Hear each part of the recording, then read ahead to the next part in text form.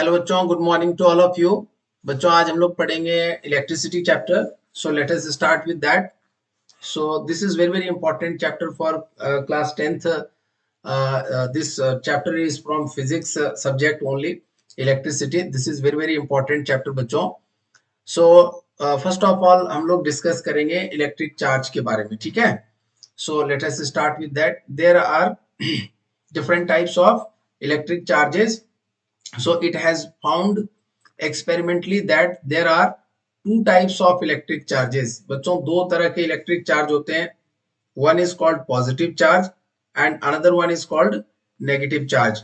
By convention, the charge acquired by a glass rod, when this glass rod is rubbed with a silk cloth, is called positive charge. बच्चों, हम लोगों ने यहाँ पर सीखा कि दो तरह के चार्ज होते हैं. एक को बोलते हैं पॉजिटिव चार्ज और दूसरे को बोलते हैं negative charge. So one is positive charge and one is negative charge. Two types के चार्ज होते हैं. अच्छा, पॉजिटिव चार्ज कैसे अपीयर होगा और नेगेटिव चार्ज कैसे अपीयर होगा, इसके बारे में हम लोग बात करेंगे. तो we have a glass rod और यहाँ पर पीस ऑफ सिल्क है बच्चों, सिल्क के कपड़े का टुकड़ा है. तो when we rub silk cloth over this glass rod, तो क्या होता है बच्चों, ये जो ग्लास रॉड है this is getting positively charge. इसके सरफेस पर पॉजिटिव चार्ज अपीयर हो जाता है and this silk cloth is getting negatively charge और सिल्क क्लॉथ पर नेगेटिव चार्ज डेवलप हो जाता है. So this is positive charge and here we are getting negative charge. So this is the best example through which we can understand how the charges develops on different objects. Glass rod, when you are rubbing glass rod with silk cloth, glass rod is getting positively charged and the silk cloth is getting negatively charged. And there are basically two types of charges. One is positive charge and one is negative charge. बच्चों, यहाँ पर एक और example है कि when the ebonite rod is rubbed with a woolen cloth. जब ebonite rod, let us consider this is ebonite rod. अगर यह इबोनाइट रॉड है बच्चों, इबोनाइट रॉड, और अगर हम इसे बच्चों वुलन क्लोथ से इसको रब करेंगे, if you have a woollen cloth, this is woollen cloth, तो क्या ऑब्जर्वेशन होगा बच्चों, दिस इज वुलन क्लोथ. तो in that case ebonite rod rubbed with a woolen cloth, there is it acquires negative charge. तो this ebonite rod acquires negative charge. ये ebonite rod पर बच्चों negative charge develop हो जाता है. It means ये जो वुलन क्लॉथ है बच्चों, ये पॉजिटिवली चार्ज हो जाएगा, क्योंकि एक पर नेगेटिव चार्ज अपीयर होगा तो दूसरे पर पॉजिटिव चार्ज अपीयर हो जाएगा. सो जब भी हम इबोनाइट रॉड को वुलन क्लॉथ से रब करते हैं बच्चों, तो वुलन क्लॉथ पर पॉजिटिव चार्ज डेवलप हो जाता है और इबोनाइट रॉड पर नेगेटिव चार्ज डेवलप हो जाता है. सो यहाँ पर ये दो अलग अलग केसेस हैं बच्चों. जब ग्लास रॉड को रब करेंगे तो यह सिनेरियो बनेगा और इबोनाइट रॉड को रब करेंगे तो we will get such kind of charges. Ebonite rod is getting negatively charged and woolen cloth will be positively charged. So moving forward, बच्चों आगे हम लोग डिस्कस करेंगे प्रॉपर्टी ऑफ चार्ज. चार्ज की क्या प्रॉपर्टी होती है? फर्स्ट प्रॉपर्टी, अपोजिट चार्जेस और unlike charges attract each other. For example, a positive charge attracts a negative charge. So एक चार्ज पॉजिटिव है, दूसरा नेगेटिव है, ये दोनों अपोजिट है बच्चों, तो they attract each other. This is the first property. ठीक है बच्चों. सेकंड प्रॉपर्टी कहता है कि सिमिलर चार्जेस और लाइक चार्जेस, सिमिलर चार्जेस और like charges repel each other. For example, a positive charge repels a positive charge and a negative charge repels a negative charge. So बच्चों, अगर हमारे पास दो similar charge है, चाहे वो दोनों पॉजिटिव हो या दोनों नेगेटिव हो, तो सिमिलर चार्जेस एक दूसरे को क्या करते हैं बच्चों, they repel each other. Repel मतलब दोनों एक दूसरे को अपोजिट डायरेक्शन में फोर्स यहाँ पर जो है लगाते हैं. यह चार्ज इसको अपने से दूर की तरफ फोर्स लगाएगा और यह चार्ज इसको अपने से दूर की तरफ फोर्स लगाएगा. So there will be separation between the two charges when the charges are of similar nature. So दो प्रॉपर्टी थी बच्चों यहाँ पर, दोनों प्रॉपर्टी आपने इस तरह से अंडरस्टैंड किया. So SI unit of electric charge is coulomb. SI unit of electric charge क्या होता है बच्चों? That is coulomb and which is denoted by the letter C, which is denoted by the letter C. Charge की जो SI unit होती है बच्चों या कूलम्ब होती है, कई बार आपको एग्जाम में पूछा जाएगा कि what is the SI unit of electric charge, तो that is coulomb and denoted by the capital letter C. ठीक है बच्चों। सो मूविंग फॉरवर्ड, बच्चों हमें पता है कि we know that all the matters contain positively charged particles called proton and negatively charged particles called electron। जितने भी मैटर है बच्चों वो सारे मैटर्स एटम से बने हुए हैं, और एटम्स के न्यूक्लियस में कौन रहता है बच्चों? प्रोटॉन और न्यूट्रॉन रहता है। न्यूक्लियस में प्रोटॉन प्लस न्यूट्रॉन। और सर्कुलर ऑर्बिट्स में कौन प्रेजेंट होता है बच्चों? तो न्यूक्लियस के चारों तरफ सर्कुलर ऑर्बिट्स में इलेक्ट्रॉन जो है रिवॉल्व कर रहा होता है। So they are outside the nucleus. So जितने भी मैटर होते हैं बच्चों, all matters are made up of atoms. और सारे एटम्स क्या चीज से मिलकर के बना होता है बच्चों? Atoms are made up of electron plus proton plus neutron. तो प्रोटॉन और न्यूट्रॉन कहां पर रहते हैं? न्यूक्लियस में। और इलेक्ट्रॉन जो है, इलेक्ट्रॉन कहां पर होता है बच्चों? सर्कुलर ऑर्बिट्स में रिवॉल्व कर रहा होता है, सर्कुलर ऑर्बिट में रोटेट कर रहा होता है। ठीक है। सो अ प्रोटॉन है पॉजिटिव चार्ज। एक प्रोटॉन पर कितना चार्ज होता है बच्चों? पॉजिटिव चार्ज होता है, और that is equal to 1.6 into 10⁻⁹ coulomb. और whereas charge on an electron which is negative charge, that is equal to 1.6 into 10⁻⁻19 coulomb. Electron पर भी उतना ही अमाउंट का चार्ज होता है, बट नेगेटिव चार्ज होता है। ठीक है। Electron is negatively charge and proton is positively charge. और न्यूट्रॉन पर कोई चार्ज नहीं होता है बच्चों। न्यूट्रॉन जो होता है वो न्यूट्रल होता है। ठीक है। So SI unit of electric charge is coulomb and it is equivalent to the charge contained in 6.25 into 10 to the power 18 electrons। यहाँ पर एक बहुत ही इंपॉर्टेंट पॉइंट है बच्चों आपके लिए, कि हमने सीखा कि जितने भी मैटर है वो सारे मैटर्स जो है वो एटम से मिलकर के बना है, और एटम इलेक्ट्रॉन प्रोटॉन न्यूट्रॉन से मिलकर बना है।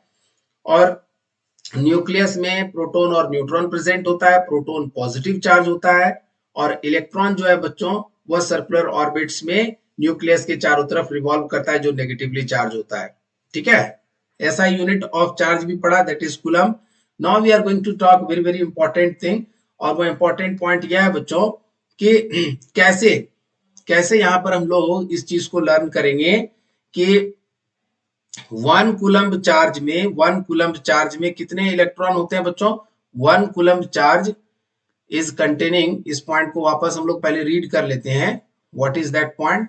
You see the SI unit of electric charge is coulomb and it is equivalent to charge contained in 6.25 into 10 to the power 18 electrons। तो पॉइंट यह है बच्चों कि 1 कूलम्ब चार्ज जो है वो कितने इलेक्ट्रॉन्स के चार्ज के बराबर है? That is equal to 6.25 into 10 to the power 6.25 into 10 to the power 18 electrons. इतने सारे इलेक्ट्रॉन्स के जो चार्ज होंगे बच्चों, that amount of charge will be equal to 1 coulomb charge. और यहां पर यह भी कह सकते हैं कि एक इलेक्ट्रॉन का चार्ज कितना होता है बच्चों? 1 इलेक्ट्रॉन इज हैविंग 1.6 इंटू, यहां पर इसको लिखिए, 1 electron is having charge of, just a minute, 1 electron is having a charge of 1.6 into 10⁻⁻19 coulomb. ऐसे कितने इलेक्ट्रॉन्स मिलाएंगे बच्चों? 6.25 into 10⁻18 इलेक्ट्रॉन्स को अगर मिलाएंगे बच्चों, तो that will form 1 coulomb of charge. That will form this many electrons. अगर सारे इलेक्ट्रॉन्स के चार्ज को ज्वाइन किया बच्चों, एडअप किया, तो they will form 1 coulomb of charge. They will form 1 coulomb of charge. 1 coulomb of charge. तो यहाँ पर ये बहुत ही इंपॉर्टेंट कॉन्सेप्ट है, इसको आप ध्यान में रखिएगा बच्चों कि 1 कूलम्ब चार्ज, क्वेश्चन आपको एग्जाम में आता है, क्या 1 कूलम्ब चार्ज बड़ा है या चार्ज ऑन 1 इलेक्ट्रॉन बड़ा है? तो एक इलेक्ट्रॉन पर कितना चार्ज होता है बच्चों? 1.6 इंटू 10⁻⁻19 कूलम। और एक कूलम्ब चार्ज में कितने इलेक्ट्रॉन्स होते हैं? 6.25 into 10 to the power 18 electrons. तो क्या एक इलेक्ट्रॉन का चार्ज बड़ा है या 1 कूलम्ब चार्ज बड़ा है? तो डेफिनेटली बच्चों 1 कूलम्ब चार्ज बड़ा है। क्यों सर 1 कूलम चार्ज क्यों बढ़ा है? क्योंकि 1 कूलम चार्ज जो है वह कितने इलेक्ट्रॉन्स के चार्ज के बराबर है? तो 6.25 इंटू 10 टू द पावर 18, इतने सारे इलेक्ट्रॉन्स के चार्ज को अगर मिला देंगे तो that charge will be equal to 1 coulomb. और यहाँ पर एक इलेक्ट्रॉन का चार्ज तो केवल 1.6 into 10 raise to minus 19 coulomb ही है। सो डेफिनेटली एक इलेक्ट्रॉन का चार्ज जो है वो 1 कूलम चार्ज से बहुत छोटा है। So this is very very important point बच्चों। सो ये आपको अंडरस्टैंड हुआ होगा if you understood this point. Now moving forward बच्चों, यहाँ से आगे बढ़ेंगे conductors and insulators. So conductors क्या होता है? Those substance through which electric current can flow are called conductors। जिसके थ्रू, वैसे सब्सटेंस जिसके थ्रू इलेक्ट्रिक करंट क्या कर सकता है, can flow, are called electric. those substance through which electric charges can flow are called conductors। तो वैसे सारे सब्सटेंस जिसके थ्रू इलेक्ट्रिक चार्जेस फ्लो कर सकते हैं बच्चों, उसको कंडक्टर्स कहते हैं। Flow of charges is called electricity. flow of charges is called electricity, and those substance through which electricity can flow are called conductors। so ये सारे points बच्चों similar points हैं, easy points है। flow of charges is called electricity, and the substance through which electricity can flow are called conductors। और यहाँ पर कुछ examples है बच्चों conductors के। they are like all metals like silver, copper, aluminum, these are the examples of silver, copper, aluminum, these are the examples of conductors। so the metal alloys such as nichrome, manganese and constantan, which are used for making heating elements of electrical appliances, are also conductors, but their electrical conductivity is much less than that of pure metals। यहाँ पर यह बात हो रहा है बच्चों कि कुछ मेटल्स हैं जिसके अलॉयज जो होंगे लाइक नाइक्रोम, मैंगनीन, कॉन्स्टेंटन, जो कि which are used for making heating elements, जिसको हीटिंग एलिमेंट्स बनाने में हम लोग यूज करते हैं इलेक्ट्रिकल एप्लियंस में। They are also good conductors, they are also conductors, but their electrical conductivity is much less than that of pure metal. ये सारे जो अलॉयज हैं बच्चों, ये कंडक्टर हैं, हीटिंग एलिमेंट्स जो है बनाने में यूज होता है इनका। लेकिन प्रॉब्लम क्या है बच्चों, they are as compare to pure metals, ये इनकी जो कंडक्टिविटी होती है, इलेक्ट्रिकल कंडक्टिविटी होती है, वह कंपेयर टू गुड कंडक्टर्स जो है या कंपेयर टू प्योर मेटल्स जो है बच्चों वह लो होती है। ठीक है। So next point is carbon in the form of graphite is also a conductor. So this point again you need to keep in your mind कि कार्बन को जब हम लोग यूज करते हैं बच्चों in the form of graphite, तो that also works like conductor only. Okay, यहाँ पर कुछ पॉइंट्स है बच्चों इलेक्ट्रिकल कंडक्टर्स और इलेक्ट्रिकल इंसुलेटर से रिलेटेड, चलिए उस पर भी बात करते हैं।